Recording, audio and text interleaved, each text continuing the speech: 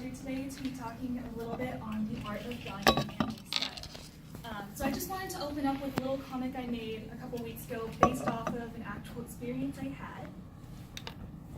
So my mom told us, she had to leave for work, so my brother was on the couch doing his homework, and I had to cook ravioli. And this was his actual response. And here's why. I am an awful cook. Like, really, really, really bad. I messed up instant ramen.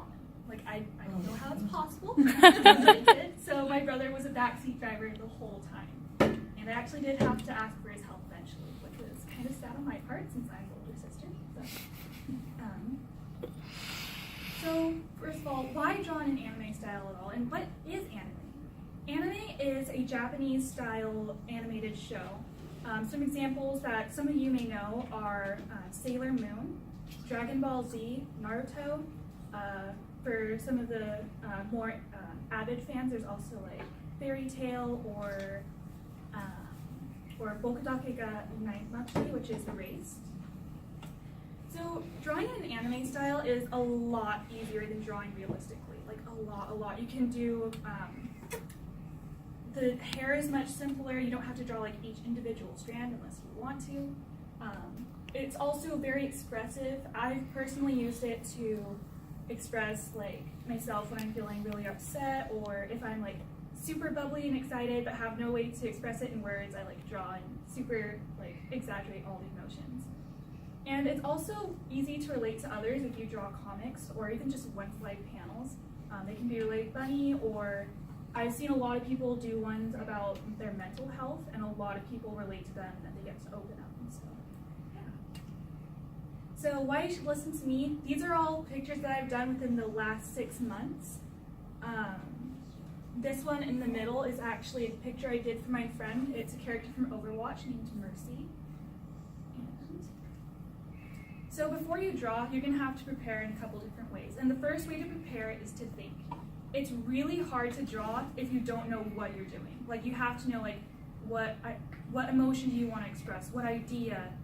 Is it a boy or a girl? Is it even a human? How old are they? What era does this take place in? Kind of thing. And you also want to make sure that you have all the materials you need, because you don't want to have to like start drawing and then run to the store and then come back. Then figure out you have to go back to the store and then come back. That's not going to show very well. I'm sorry. So the first thing you want to do is kind of build a scaffold. And by this, I mean that you want to just draw the basic head. Don't draw any of the facial features yet. Just the head, and then draw the body as well. It's just basically a skeleton. And this, for this, you want to sketch very lightly with a pencil. Keep your wrist very fluid. That helps with drawing light sketching. If you draw like really hard and rigid, it makes it very difficult to erase in future steps, which is actually going to come up in the next step. So then you're going to want to build it a little bit. You're going to want to follow scaffold lines.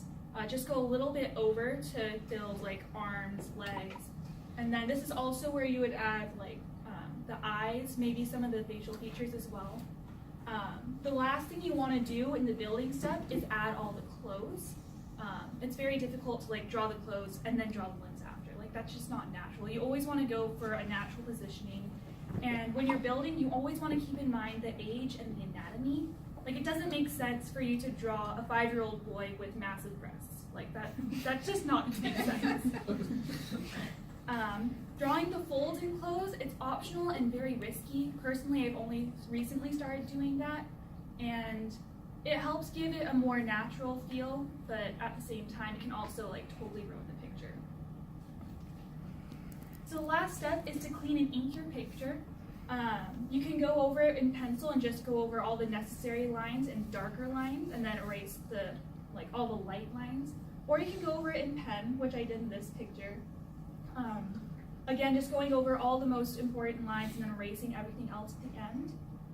And then at the end, you can either color it in, you can scan it, or you can just shade it in with pencil like I did here. So in summary, you want to think and prepare before you draw in an anime style. You want to build a scaffold so that you know like what positioning your character is going to do. Are they like doing a superhero pose, or are they like jumping in the air?